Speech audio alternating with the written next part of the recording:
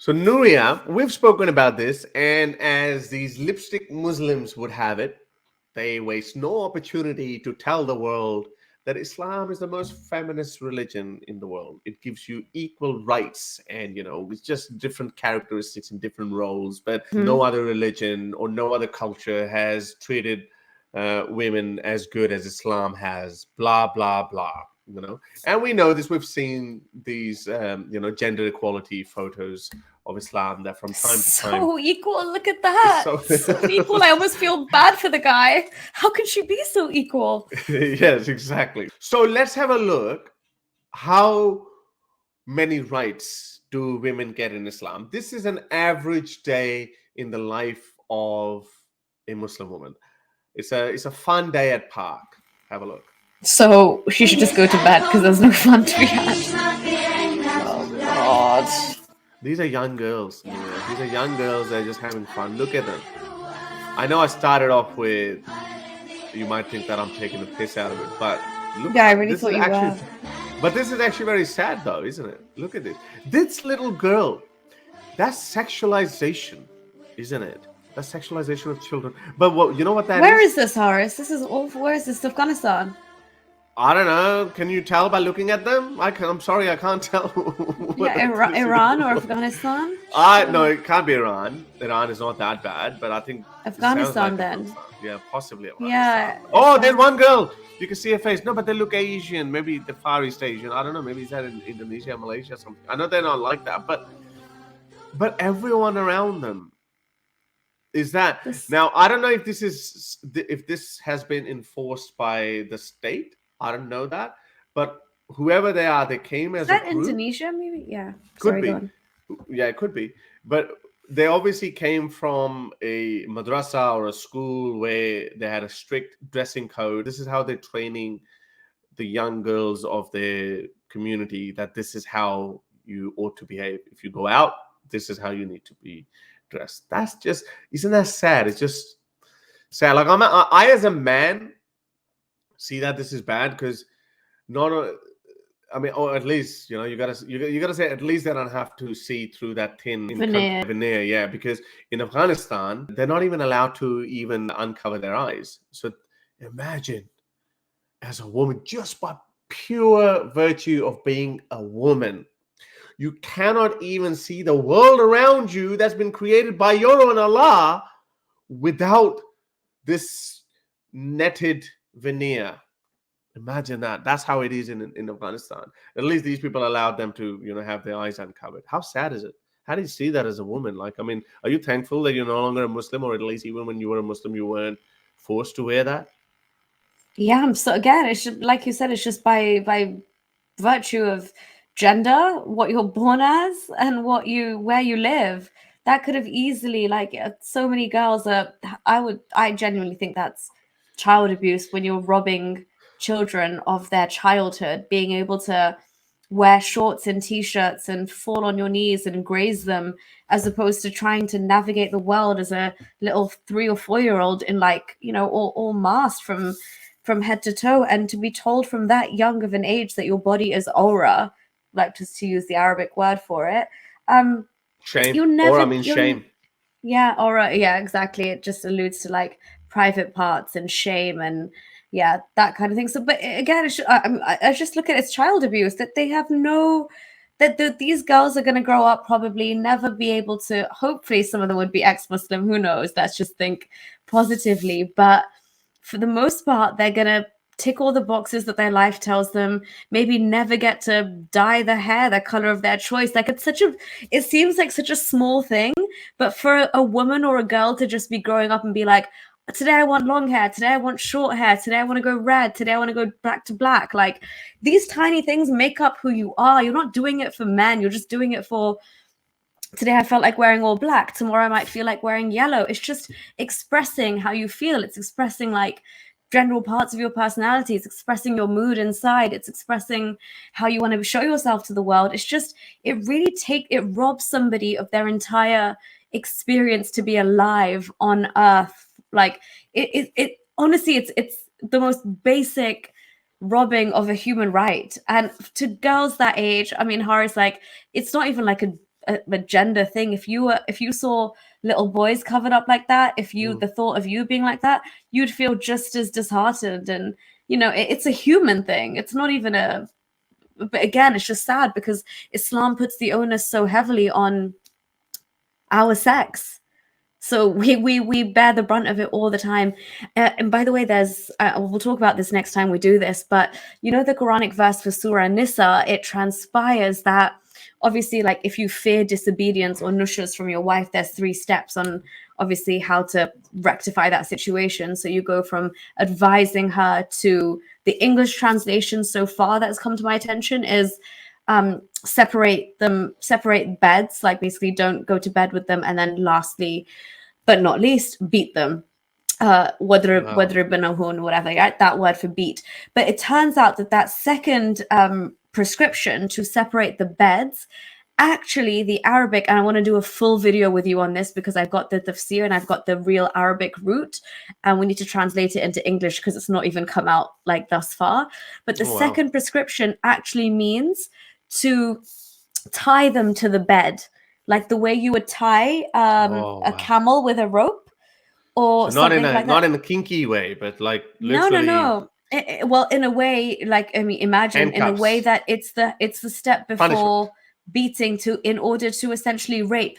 Because if you think about it, Horace, for example, let's say if you fear disobedience from your wife, okay? Okay, let's not make it personal to you. If let's say my fake husband fears disobedience because the disobedience that I'm now engaging in is not wanting to have sexual relations with him. Okay, so it's if that was the requirement in Islam to advise me and then separate himself from my bed, I'd be freaking over the moon. That's what I wanted. That works for me. Yeah, but it's not going to stay there because the primary problem is still there. So now he has to move to the second step. Yeah, but if you look at this verb for separate, it also means to tie up in Arabic. And that would make more sense because if you think about the disobedience coming from a lack of sexual willingness, it makes sense for the man to show her a lesson and, like basically, what do you call it? Like beat her into whatever. This submission. Is but basically get her to agree. This is the first step before beating. This is an enactment of how rape is basically done. But that really, really speaks volumes. But anyway, that's just a tiny thing. We'll talk about it. Yeah, we definitely will talk about it. Yeah, we'll talk about it. But that's not it. It's not just putting these black bin bags, as Boris Johnson would say, over women and taking some of the most basic of human rights, like I want to feel the sun on my skin. That's not it. What Islam does. But look what else they have to say, Nuria. You can't, a woman is not even allowed to have some of the most basics of fun moments in her life by watching sports. إيش مع المرأة إيش معها من فائدة في مشاهدة المباريات؟ إيش معها؟ إيش معها؟ What do women benefit from watching these matches? Yeah? What Nuria? What is it? Why do you want to watch cricket? Why do you want to watch football? What's wrong with you? Why do you have to watch it? Why can't you just go home and why can't you go to the kitchen and make me a sandwich or make your husband a sandwich? Those sweaty men, Horace, when they just wipe their foreheads and the sweat's dripping and you're like, oh, I'd give you a glass of water right now. That's why we watch it. That's why. Well, he got you, so the Imam is right now. He's right about it. He knows you naughty women. He knows.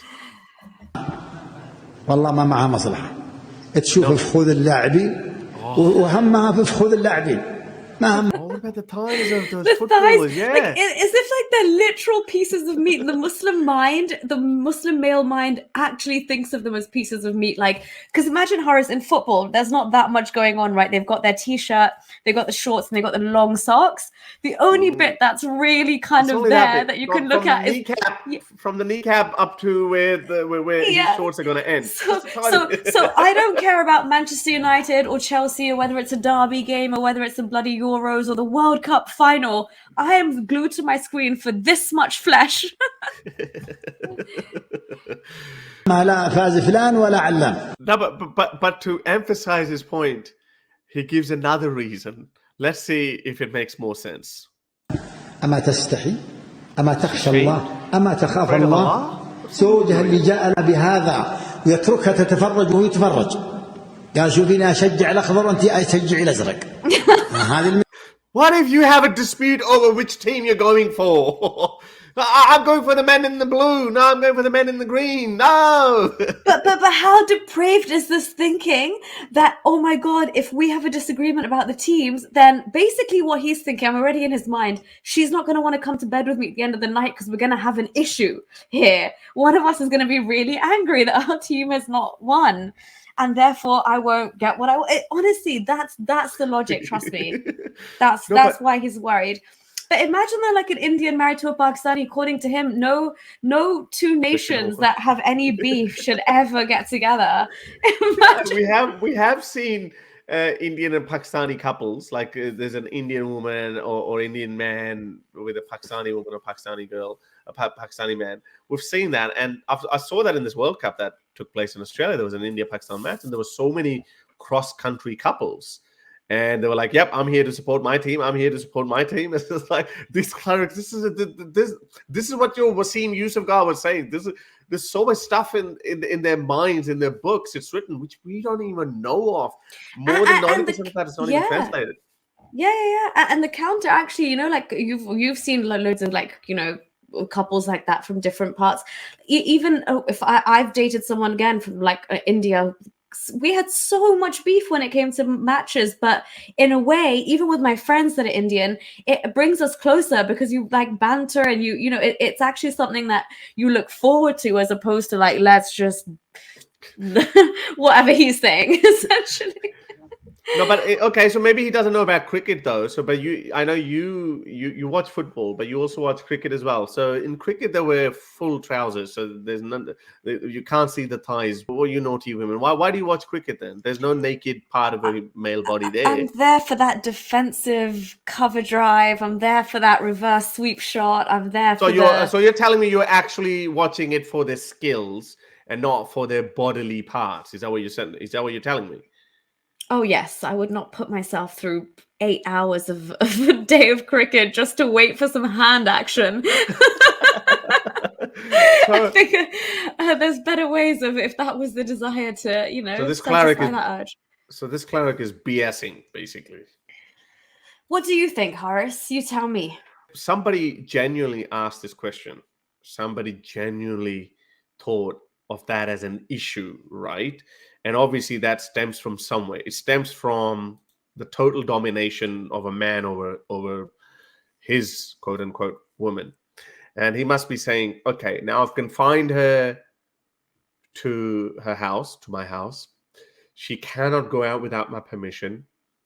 She has to wear these bin bags when she leaves the house. Now, how do I suck the remaining joy out of her life? Exactly. Exactly. How do I do that? So I'm not going to ask some progressive professor of a Western university or even the Muslim university. I'm going to ask those people who have come up with these brilliant ideas of subjugating and making the lives of these women miserable. Let me ask them, how else, Mr. Cleric, how else can I make my wife's life even more miserable? She watches football. Should I let her watch football? Please give me a good rationale so I can suck the last remaining bit of joy out of her life. And he says, yes. And it gives you a reason. She is watching that because of that tiny little part of it. I mean, to be fair, if my husband or partner looked like that guy, I would definitely be looking at the thighs of those football players. You betcha. Even cricket players. I know what you did there. That was a low blow. No, but it's true. If that was sitting next to me at home watching, I would definitely be. There you go. So that's more of a reason for him. There you go. That's a cycle of repression then, because that would enable him, because he's insecure, because he looks like that, and he's like, oh, I can't. My wife doesn't find me handsome or beautiful, so she's gonna. It's not the way he looks, Horace. It was his dirty mind that I was put off by. It was his dirty, dirty mind, not his looks. Okay. No, but also, I just wanted to say, can you imagine what would happen to these guys if they ever watched a game of tennis? Can you imagine women in miniskirts going, oh, they would lose their mind. Maria Sharapova. He hasn't heard Maria Sharapova then. If you like my video and would like to support my channel, then you can be my patron by going to patreon.com/xmuslim, or you can simply buy me a coffee.